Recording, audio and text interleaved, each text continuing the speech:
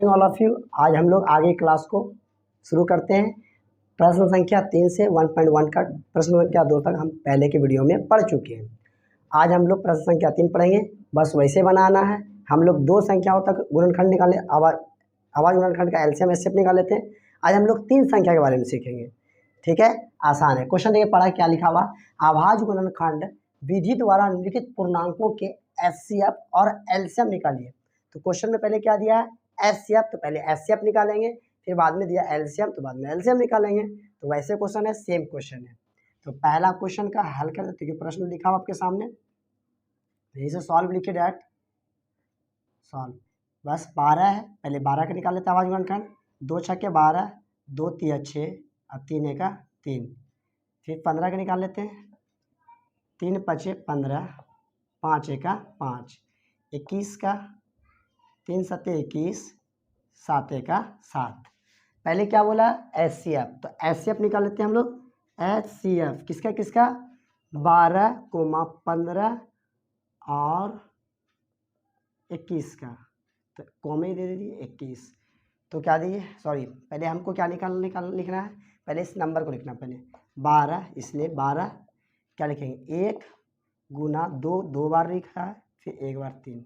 तो 1 गुना 2 गुना 2 गुना 3, 1 गुना 2 गुना 2 फिर 3, फिर क्या है 15, 15 क्या 1 गुना 3 गुना 5, फिर 21, 1 गुना 3 गुना 7। आपको क्या बोला, पहले एचसीएफ निकालना था, हम इसका एचसीएफ निकालते हैं। एचसीएफ का फॉर्मेट क्या है, जो सभी में कॉमन होता है, मतलब जितना आपकी तीनों माना चाहिए। लेकिन एलसीएम में ऐसा रूल ना होता है। एलसीएम में क्या होता है, जो दोनों मिला ठीक है, नहीं मिला उसको भी लिखना है। देखते कैसे लिखेंगे, 12, 15, 21। पहले हम निकाल रहे एचसीएफ। देखिए तीनों में 1 मिला होगा, देखिए यहाँ पे 2 है, यहाँ न है, देखिए 3 यहाँ भी, यहाँ भी, यहाँ भी, मतलब तीनों मिला तो 3। तो 1 गुना 3, इसका एचसीएफ क्या होगा, 3 होगा। चलिए ठीक है, सिर्फ आपको एचसीएफ और एलसीएम निकालना। अब एलसीएम निकाल लेते हैं हम लोग। एलसीएम कितना है, 12, 15, 21 का एलसीएम क्या होगा, जो तीनों में 1 मिला इसको भी लिख देते हैं। देखिए तीनों में 3 मिला तो ये भी लिख दिए। ठीक है, अब देखिए ध्यान से, यहाँ देखिए 2 है, 2 बार इधर नहीं है, तो ये दोनों भी 2 उतरेगा। 2 गुना 2। दूसरा देखिए यहाँ क्या है, 5, फिर यहाँ 7 लिख दिए, 5 गुना 7। अब गुना कर लीजिए, 1 गुना 3 3, 3 दूना 6, 6 दूनी 12, 12 पंचे 60, 60 गुना कितना 7। तो 60 गुना 60 करिएगा तो कितना का 7, 7 0, 4 छक्के 7 छक्के 42, 420। तो इसका एलसीएम कितना आया, 420। फिर से एक बार एलसीएम को समझ लीजिए आप कैसे कैसे बनाए हम। एलसीएम को बनाए हम, देखिए एलसीएम तो तीनों मिल गया, एलसीएम थोड़ा सा देखिए तीनों मिला, एक बार लिखे, देखिए ध्यान से, यहाँ से देखिए तीनों मिला, इसको लिख दिए। ये दोनों 2 नहीं मिला, जो नहीं मिला उसको भी लिखना है। इसमें 5 नहीं मिला तो 5 को लिख दिए, फिर 7 को, इस सबको गुणा कर 420। यही पहला क्वेश्चन का आंसर है। इसको आप ऐसे नहीं करिएगा, हम आपको सिखाने के लिए ऐसा किए हैं। अब हम लोग प्रश्न संख्या 2 का सॉल्व करते हैं। 2 में क्या है, 17। ये तो आसान है, इसको तो ऐसे करने की कोई ज़रूरत ही नहीं। तीनों अभाज्य संख्या, तो अभाज्य संख्या तो आसान है। 17 बराबर क्या लिख सकते हैं, 1 गुना 17, हाँ। फिर 23 को लिख सकते हैं हम लोग, 1 गुना 23। कुछ ना मिलेगा तो 1 तो मिलेगा, और 29 को क्या लिखेंगे, 1 गुना 29। अब क्या लिखना है आपको, पहले एचसीएफ, तो एचसीएफ लिख दीजिए। 17, 23, 29 का क्या आ जाएगा, तीनों में 1 ही मिलाते, बस यही एक ही आंसर हो जाएगा। आंसर एलसीएम लिख दीजिए। एलसीएम कितना हो, 17, 23 और 29 का, बस तीनों का मल्टीप्लाई, तीनों गुणनफल ही होगा। 17 गुना 23 गुना 29 कर लीजिए गुना। तो पहले हम 17 गुना 23 कर लेते हैं, तो 23 गुना 29 कर लिए पहले। 17 का पहाड़ा हम लोग जानते हैं, तो 23 का 23, 23 नामा ऐसे 3 एक पढ़े पड़िए। 3 नंबर 27 के 7 बचा 2, 3 6 2 8, 2 नंबर 18 बचा 1, 2 दूनी 4 1 5, 7 8 पर 16, 5 1 6, इतना आया। अब 17 को पढ़ लीजिए, तो गया 17 7 49 से बचा कितना 11, 7 6 के 72 से 102 आया, जोड़ दिए 2 1 3, 1 का 1 के 1, 113 के 3, और 7 6 के 72 से और 102 और 11, 102 11 कितना होता है 113। तो कितना आ गया आपका एलसीएम, यहीं पर लिख दीजिए 11,339, यही आपका आंसर होगा। ठीक है, इसको आप लिख लीजिए।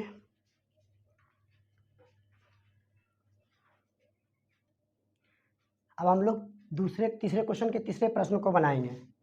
सॉल्व देखिए, क्वेश्चन प्रश्न लिखा हुआ आपके सामने। पहले 8 का करना है, 8 लिख दिए, 2 चौका 8, 2 दूनी 4 और 2 एका 2। फिर 9 का निकाल लीजिए, 3 तिया 9 और 3 एका 3। 25 का निकालिए, 25 और 5 एका 5 लिखिए। इसलिए 8 बराबर क्या लिख सकते हैं, 1 गुना 2 गुना 2 गुना 2। 9 को लिख सकते हैं 1 गुना 3 गुना 3। फिर 25 को लिखिए आप 1 गुना 5 गुना 5। अब इसका क्या निकालना, पहले एचसीएफ। तो एचसीएफ क्या लिख सकते हैं, 8, 9, 25। इस सबका एलसीएम निकालना है, एचसीएफ। तीनों में क्या मिला, 1 लिख देंगे। और क्या मिल रहा है, और तीनों में और कुछ नहीं मिल रहा, तो इसका एचसीएफ क्या हो जाएगा, सिर्फ 1 ही होगा। यही आपका आंसर होगा। अब एलसीएम निकाल लेते हैं। एलसीएम जो मिला वो भी सही, नहीं मिला वो भी सही, तो हो जाएगा 8, 9, 25 का एलसीएम। दोनों में 1 मिला, तीनों में लिख देंगे। अब कुछ मिल रहा है, नहीं मिल रहा है। 2 बार 3 है, तो 1 2 3, 3 बार 2 था, 3 बार 2 लिखे। अब क्या है, 3 3 3, फिर 5। अब 5 गुने 5 गुना करिए, 1 गुना 2 2, 2 दूनी 4, 4 दूनी 8, 8 तिया 24 और 24 तिया 72, 24 48 24 तिया 72 और 72 पंचे कितना होगा, कर लीजिए। 5 दूनी 10 के 0 साइड में कर लीजिए आके, 72 गुना 5, 5 10 के 0, 5 से 35 36, और फिर 5 बार पढ़ाना है, तो 0 5 31, 5 से 15 3 18। आपका आंसर कितना होगा, 1800। तो यही आपका आंसर होगा। अब हम लोग इसका तीनों प्रश्न देख चुके। अब प्रश्न संख्या हम लोग 4 बनाएंगे, तो स्क्रीनशॉट ले लीजिए। अब हम लोग प्रश्न संख्या 4 बनाएंगे। आसान प्रश्न है। 2 संख्या दिया हुआ 306 और 657 का एचसीएफ आपको दिया 9। एलसीएम इसका निकालना, 306 और 657 का आपको एलसीएम निकालना। एचसीएफ दिया हुआ तो हमको फॉर्मूला पढ़ के हम लोग आ रहे हैं। एक फॉर्मूला भी हम लोग तुरंत पढ़े थे। क्या पढ़े थे कि 2 संख्याओं का गुणनफल, पहले इधर से उल्टा लिख लिए, हमको एलसीएम निकालना है ना, तो लिखेंगे एलसीएम गुना एचसीएफ बराबर 2 संख्याओं का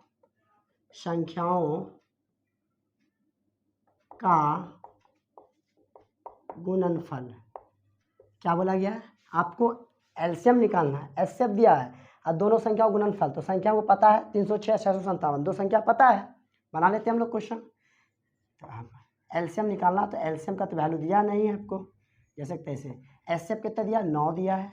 2 संख्या गुणनफल, तो संख्या पहला से दोनों संख्या लिख देते, 306 और गुणनफल मतलब गुना देना है, और 657। हमको क्या चाहिए, एलसीएम पूछा है, इसका निकाल लेते हैं। एलसीएम इक्वल 306 गुना 657। अब बटे गुना हो जाएगा, क्या होगा, भाग हो जाएगा।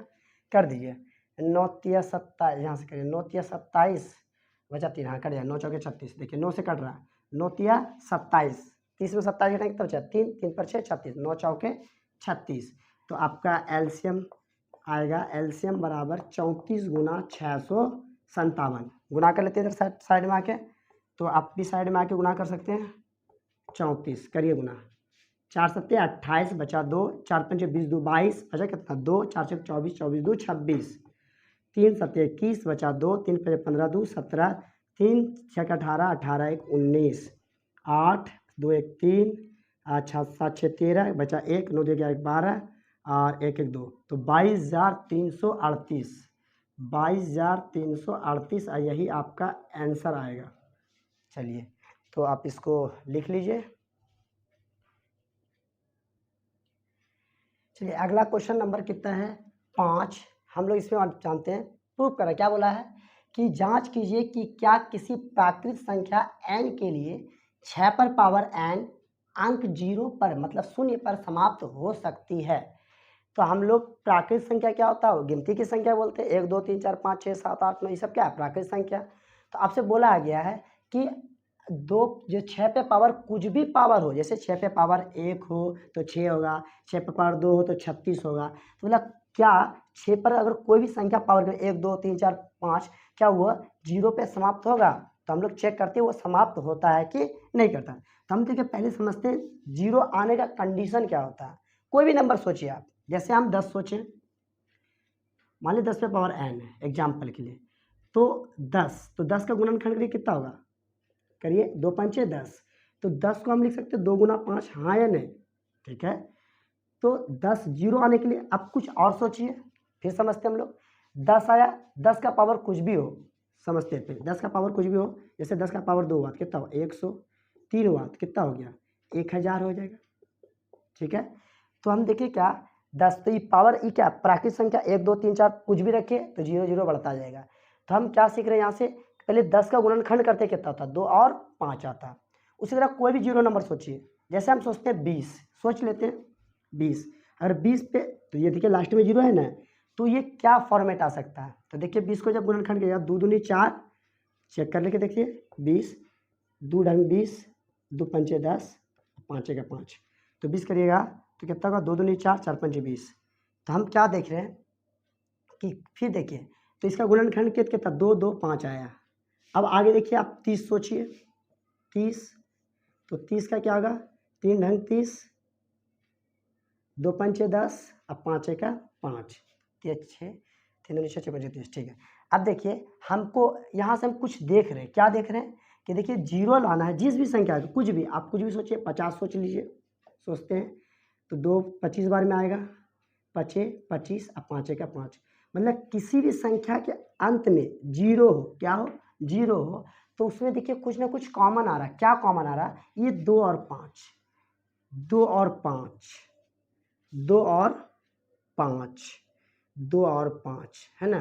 तो किसी भी संख्या के लास्ट में अगर 0 शून्य लाना आपको, तो उसका गुणनखंड में 2 और 5 आना क्या है, जरूरी है। देखिए हम बहुत सारा, आप कुछ भी देखिए 100 50 150 500 1000 2000 10,000 जो भी सोचना जिसमें 0 आना चाहिए, तो 0 आने की कंडीशन क्या होता है, तो उसका गुणनखंड में हमेशा 2 और 5, मतलब 2 से पढ़ा में 2 के पढ़ा में भी आता है 5 के, मतलब कौन चीज उसका गुणनखंड जब करिएगा तो 2 और 5 आना चाहिए।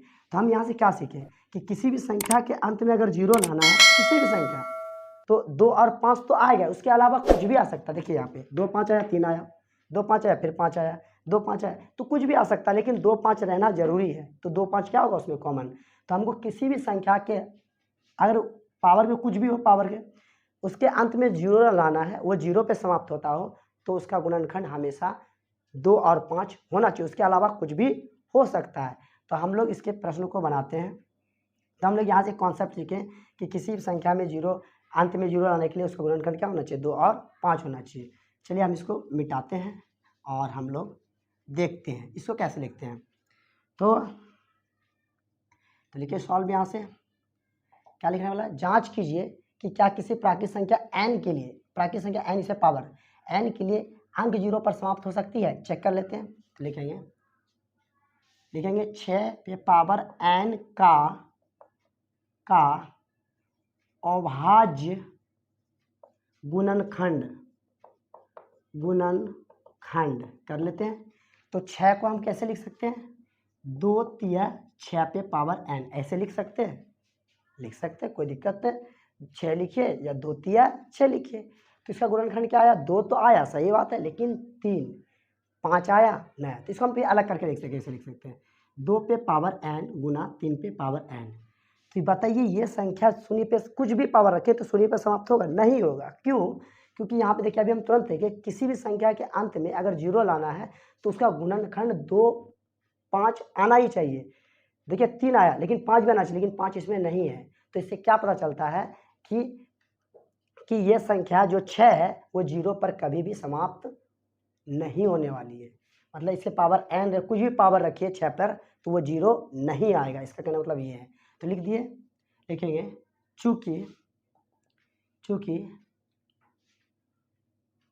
चूंकि आधारभूत चूंकि 6 पर पावर n का अभाज्य गुणनखंड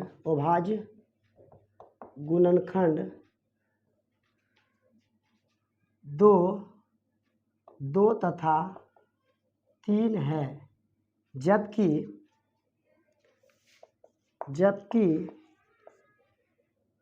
किसी भी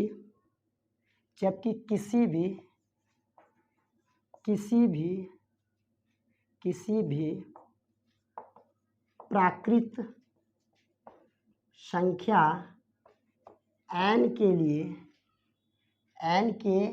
लिए 6 पे पावर n हो अंक 0 पर जब किसी भी प्राकृत संख्या n के लिए 6 पावर n हो तो अंक शून्य तभी आएगा जब उस संख्या का गुणनखंड 2 तथा 5 हो। अतः 6 का पावर n किसी भी प्राकृत संख्या n के लिए 6 पे पावर n शून्य पर समाप्त नहीं हो सकती। ध्यान से देखिए क्या लिखे हमको क्या बोला था कि आपको 6 पे पावर n कोई प्राकृत संख्या रखिए तो उसका वैल्यू आना चाहिए, सॉल्व करिएगा तो 0 आना चाहिए। तो हम के 6 का आवाज गुणनखंड करेंगे तो 2 गुना 3 होगा पावर n, दोनों का पावर अलग कर दिए तो 2 पे पावर n और 3 पे पावर n।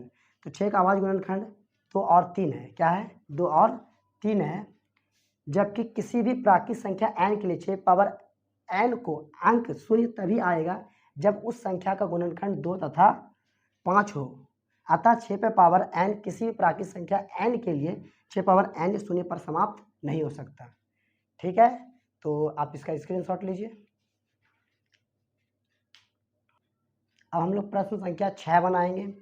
इसमें क्या बोला गया है, बोला गया व्याख्या कीजिए कि 7 गुना 11 गुना 13 प्लस 13 और 7 गुना 6 गुना 5 गुना 4 गुना 3 गुना 2 गुना 1 अजोड़ 5 भाज्य संख्या है, क्यों? ये भाज्य संख्या है, क्यों? तो भाज्य संख्या क्या? वैसी संख्या जो किसी भी संख्या से विभाजित हो जाती हो। ठीक है, चेक कर लेते हैं। तो हम लोग पहला क्या दिया हुआ, सॉल्व लिखिए, चेक करना सिर्फ इसको। 7 गुना 11 गुना 13 अजोड़ 13, इसका मतलब क्या हुआ कि ये गुना में ये अलग नंबर है संख्या और प्लस के बाद ये दिया है, ये मतलब गुना में है तो ये अलग है। तो हम इसको करते हैं सॉल्व। देखिए इसमें कौन सा नंबर है जो दोनों तरफ है, तो देखिए यहाँ 13 है, यहाँ पर भी 13 है, तो 13 क्या कर देंगे कॉमन, तो यहाँ बचा क्या 7 गुना 11 अजोड़ क्या होगा 1 होगा। देखिए यहाँ पे तो 13 11 7 77 77 1 क्या होगा 78। तो हमको इससे फिलहाल कोई मतलब नहीं। देखिए 13 क्या गुणनखंड है, क्या है गुणनखंड है, मतलब जब 13 गुणनखंड हो गया तो ये टोटल संख्या, ये संख्या 13 से क्या है भाज्य लिखेंगे। अतः संख्या 13 दी गई संख्या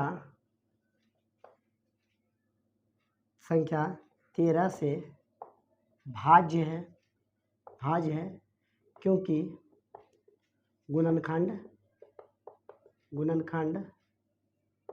13 है। अच्छा, दी गई संख्या क्या है भाज्य है क्योंकि गुणनखंड क्या है 13 है। दूसरा वाला लीजिए, आपको बताना था कि ये भाज्य संख्या है क्यों, क्योंकि इसका गुणनखंड क्या आ गया 13 आ गया, इसलिए 13 से विभाज्य है। दूसरा देखिए क्या गुना, क्या लिखा हुआ है 7 गुना 6 गुना 5 गुना 4 गुना 3 गुना 2 गुना 1 अजोड़ 5।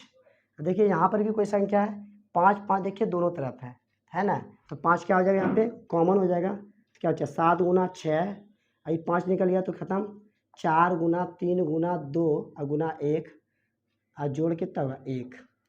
तो ये क्या है यहाँ पे देखिए 5 क्या हो गया इससे कॉमन आ गया, कॉमन मतलब 5 का इस सबका गुणनखंड है, इसलिए 5 से संख्या क्या है भाज्य है, तो ये 5 से क्या लिखेंगे, अतः संख्या दी गई संख्या का गुणनखंड 5 है, क्योंकि इसलिए यह संख्या 5 से भाज्य है, 5 से भाज्य है। हो गया। अब हम लोग प्रश्न संख्या 7 बचा हुआ, लास्ट प्रश्न बचा हुआ, उसको हम लोग देख लेते हैं। प्रश्न क्या, किसी खेल के मैदान के चारों एक वृत्ताकार पथ है, मतलब पूछिए वो रास्ता जो है जिस पे पथ है वो कैसा है, गोल है, वृत्ताकार, मतलब वृत्त के आकार का, सॉरी गोल है, वृत्त के आकार का। इस मैदान का एक चक्कर लगाने में सोनिया को 18 मिनट लगता है। सोनिया को इस मैदान का एक चक्कर लगाने 18 मिनट लगता है, जबकि इसी मैदान का एक चक्कर लगाने में रवि को 12 मिनट लगता है। किसको, रवि को 12 मिनट लगता है। मान लीजिए कि दोनों एक ही स्थान पर एक ही समय पे चलना प्रारंभ किया, मतलब मान लिया यहाँ से सोनिया चलना प्रारंभ की, चक्कर मारती है, फिर वही स्थान से रवि भी चलना प्रारंभ किया, फिर बोला एक ही दिशा में, मान लीजिए दोनों इधर से चल रहा तो दोनों एक ही तरफ से, या इधर से चल रहा तो दोनों एक ही तरफ से चल रहा है, कितने समय बाद प्रारंभिक स्थान पर मिलेंगे।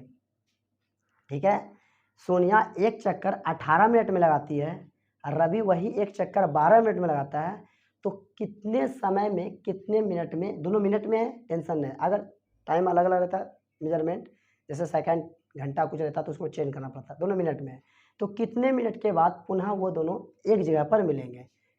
तो देखते हैं, ऐसा क्वेश्चन आवे तो हम लोग इसी क्वेश्चन में क्या करते हैं, एलसीएम निकालते हैं। देखते हैं तो क्या करेंगे, तो यहाँ लिख देते हैं सॉल्व। सोनिया को एक चक्कर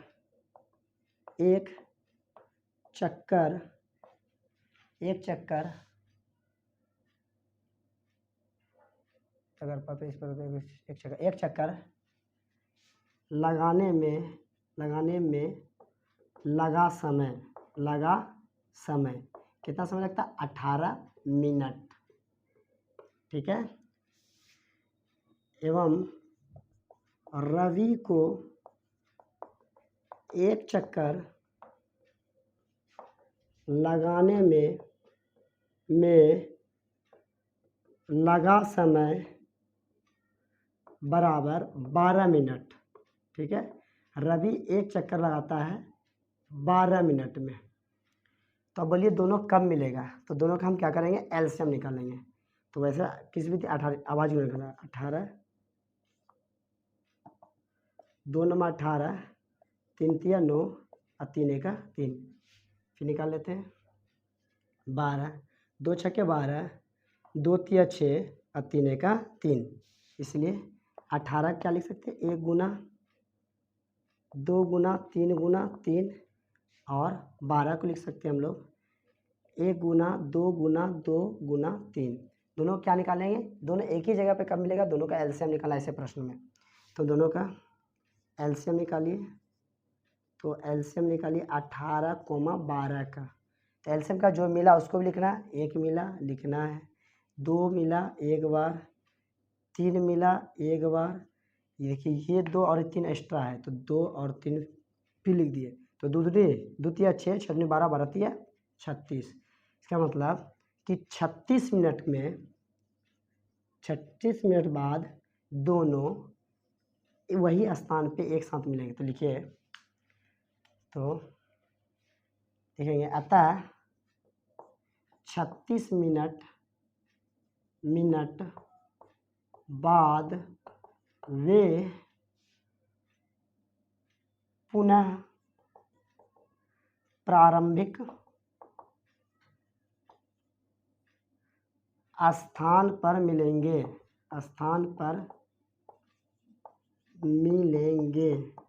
यही आपका आंसर होगा। फिर समझ लीजिए क्वेश्चन क्या था, मतलब पूछिए कि सोनिया एक चक्कर ये बात को पूरा चलेगी तो 18 मिनट लगेगा, जबकि रवि इसी चक्कर आया तो उसको 12 मिनट लगेगा। तो आपको बताना है कि ये दोनों एक ही दिशा में एक ही समय पे चलना प्रारंभ किया, तो कितने समय बाद दोनों एक ही जगह पर मिलेगा। तो हम लोग देखिए तो 36 मिनट का एल्सियम निकाले 36 मिनट बाद, तो आपसे पूछ लेगा कि अब इसी प्रश्न में पूछेगा कि सोनिया कितना चक्कर मारी है। तो सोनिया कितना 12 मिनट मारती थी, 36 मिनट, 12 तिया 36, सॉरी रवि कितना चक्कर मारेगा, तो 12 36 3 चक्कर मारेगा। और सोनिया क्या चक्कर मारेगी, तो 18 दूनी 36, तो सोनिया 2 चक्कर मारी होगी और रवि 3 चक्कर। तो प्रश्नावली 1.2 यहीं पे समाप्त हुआ। अब हम लोग अगले दिन अगले प्रश्न अध्याय बनाएंगे। कैसा लगा कमेंट करके बताना। धन्यवाद।